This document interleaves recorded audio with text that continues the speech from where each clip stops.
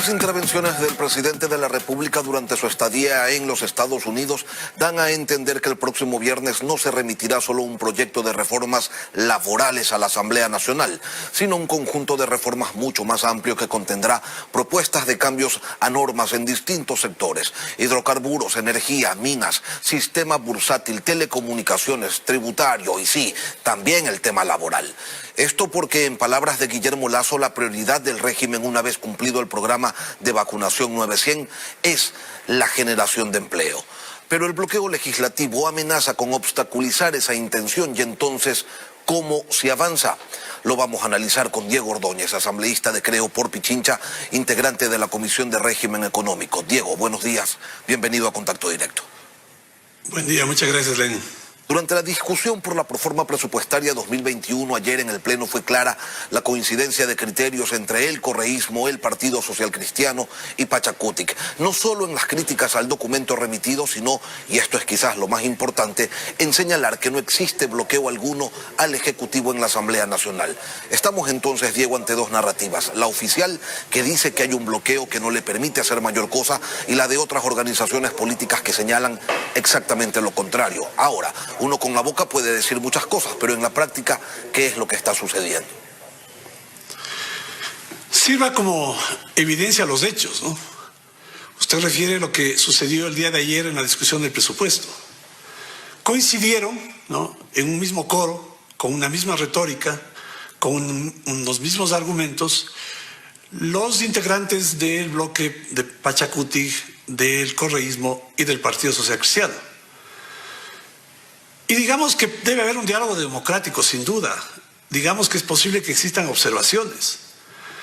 Pero todas aquellas que se plantearon ayer tienen que ver con que el Estado gaste mucho más, pero nunca plantean la alternativa de cómo el Estado tiene que financiarse más, pues. El discurso de más gasto viene acompañado del discurso de no al acuerdo con el Fondo Monetario. Esto incluido el Partido Social Cristiano. Se habla de más gasto, pero se dice no pago la deuda. Bueno, pero ¿cómo vamos a refinanciar? ¿Cómo vamos a financiar el déficit de alrededor de 5.000 millones de dólares? Entonces, si en ese diálogo no se exhiben razones, sino consignas, es evidente que una propuesta en el sentido de concertar va a tener el problema de enfrentarse, de estrellarse contra una muralla, contra esa muralla de las consignas. Diego, ayer se entregó el Plan Nacional de Desarrollo a la Asamblea y aquí nos encontramos con que el gobierno se ratifica en su propuesta de crear 2 millones de empleos en los 4 años de gestión. Pero para eso es necesario implementar reformas legales y en la Asamblea no existe la voluntad política para aquello. ¿Los diálogos no han dado resultado o qué es lo que está pasando? La campaña electoral del presidente Lasso decía Lasso es cambio, y eso no es retórico. No solamente porque el presidente cree en la necesidad del cambio, sino que porque el país requiere una transformación. Y esa transformación profunda que nos ponga en un carril diferente del que hemos vivido en estos últimos 14 años, que permita que la inversión privada florezca, que se genere empleo y que se reduzca estructuralmente la pobreza por vía de generación de empleo.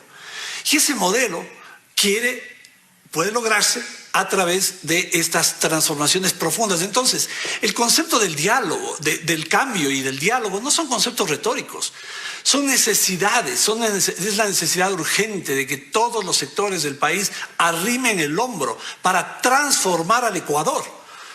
Y la transformación del Ecuador supone dejar de lado las consignas y entender que el empleo, la inversión, la confianza no se va a generar en las condiciones actuales de la estructura administrativa, de la estructura política, de la estructura legal, de la estructura económica.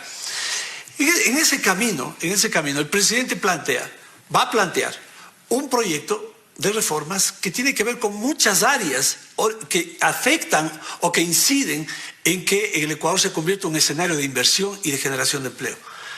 La respuesta de los sectores políticos representados en la Asamblea ya viene por anticipada. No a la reforma laboral, no a la reforma tributaria, ni la han leído. Pero ya se plantean posturas previas respecto a cómo será su comportamiento político en la Asamblea.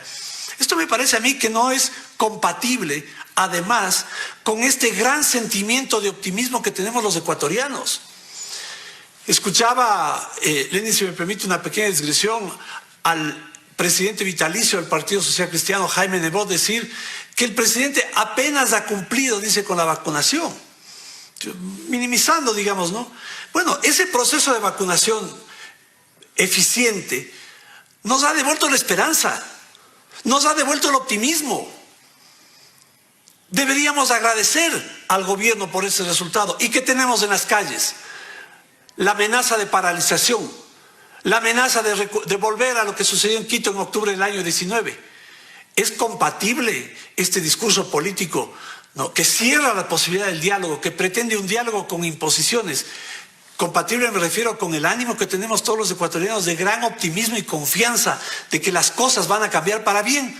Bueno, me parece que o los políticos se sintonizan con esta sensación que tenemos los ecuatorianos de optimismo, ¿no?, o el diálogo que el presidente de la República debe tener en el concepto del Ecuador del encuentro que describía hace un momento Alfredo Pinargote, debe ser con los ciudadanos. Diego. Si los políticos en la Asamblea no entienden, hay que conversar y acordar con los ciudadanos. Usted, que fue secretario de la Constituyente del 97 y diputado por la Unión Demócrata Cristiana, sabe bien que los sistemas de mayorías móviles en nuestro país funcionan de modo transaccional. Y está claro que el correísmo les pedía una comisión de la verdad que revise los juicios de los exfuncionarios de ese gobierno a cambio de gobernabilidad. Y el Partido Social Cristiano y Pachacutic también han pedido algo, y como no se les da, entonces se alinean con la oposición. Bueno, el gobierno no ha abierto ninguna posibilidad de un diálogo en esos términos, ¿no? El presidente ha hablado de un diálogo centrado en hechos, en realidades, en cifras, no en mentiras ni en demagogia, ni en transacciones de esa naturaleza. El presidente ha sido enfático en decir que el diálogo no es a cambio de hospitales, ni cosa parecida. Entonces no ha habido siquiera posibilidad de plantear una conversación de esas características, como sucedía en el pasado. Lo que sucede, Lenin, es que hay de por medio, digamos que posturas, ¿no?, prefabricadas, discursos, ¿no?, lugares comunes, consignas, ¿no?, dogmas, en algunos casos, en otros, rencillas personales, resentimientos personales, ¿no?, deseo de que un gobierno no tenga éxito, ¿no?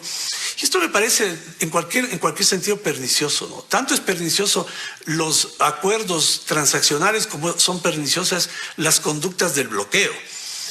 Es importante y fundamental que en esta coyuntura, en estas circunstancias en la que el país vive un drama humano, un drama social de magnitud, ¿no?, de elevado nivel de desempleo juvenil, de desempleo fundamentalmente en mujeres, el que los sectores políticos, quienes están representados en la Asamblea, tengan, ¿no?, me parece a mí, la sabiduría, el patriotismo, la sensatez de reconocer la necesidad de que en este momento hay que dejar de lado esas consignas y hay que pensar en el futuro a través de estas propuestas de cambio que el presidente ha planteado y va a plantear este viernes en el proyecto de ley. ¿Y ese proyecto de ley que se va a presentar el viernes va con el carácter de económico urgente?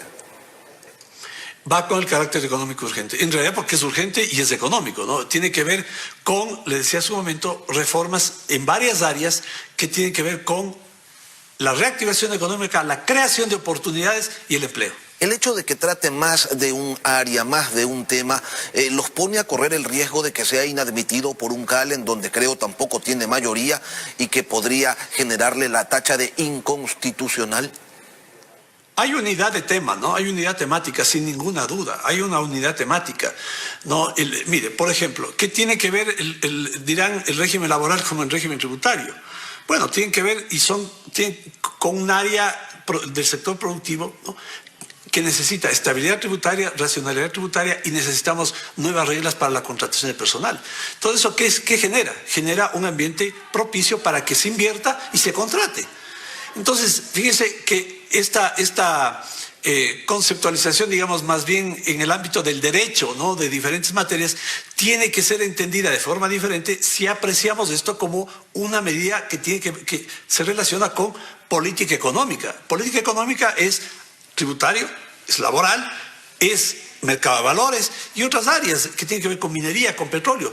Bueno, todo eso tiene que ver con una definición de política económica que es la que ha planteado el presidente Lasso, que tiene que ver con su propuesta de transformación y cambio, que está expresada en su plan de gobierno, ¿no?, de crear en este país condiciones para que sea el sector privado el que sea motor de la economía. Diego, y ese sector privado, que es el único que garantiza estabilidad de la inversión, genere el empleo que el Ecuador necesita. Y si esta propuesta que va a presentar el régimen no logra ser aprobada por distintas razones, o porque no consigue mayoría entre los distintos bloques legislativos, o porque ni siquiera llega a pasar por la calificación del Consejo de Administración Legislativa, se va hacia el plan B, llamar a una consulta popular. Primera y única carta que se juega el gobierno antes de una eventual consulta.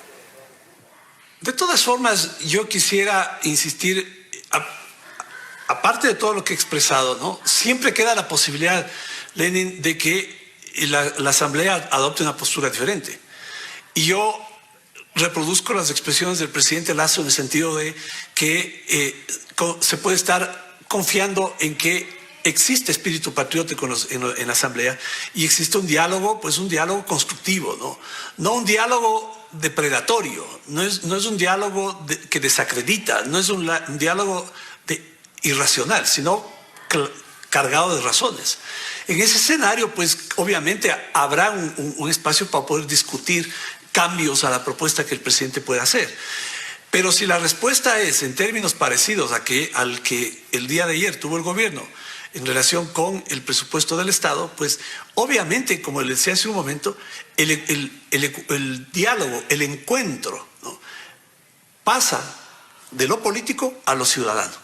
Y en esa consulta, Diego, habría que tratar quizás de recomponer la actual composición de la Asamblea Nacional, es decir, apuntar hacia una reducción de su número de integrantes y de paso convocar de inmediato a una nueva elección para tratar de poner orden en esto, porque lo contrario es seguir en la misma dinámica de bloqueo. Bueno, eso es lo que muchos asambleístas presumen viene de la consulta, ¿no?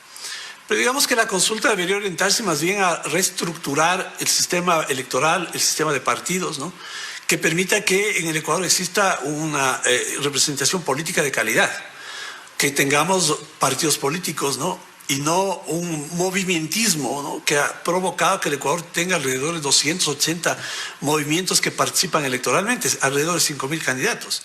Y en esta tremenda dispersión, no hay posibilidad de acuerdos políticos de largo plazo. La sostenibilidad de los acuerdos políticos de largo plazo pasa por tener movimientos de estructuras políticas sólidas de largo plazo. Eso debería también estar incluido en el proyecto o una propuesta de esta negociación con la ciudadanía para que los ciudadanos se expresen en las urnas sobre esta propuesta de transformación que el presidente Lasso impulsa. Diego Ordóñez, asambleísta de Creo, miembro de la Comisión de Régimen Económico, gracias por acompañarnos hoy aquí en Contacto Directo. Muchas gracias, buen día.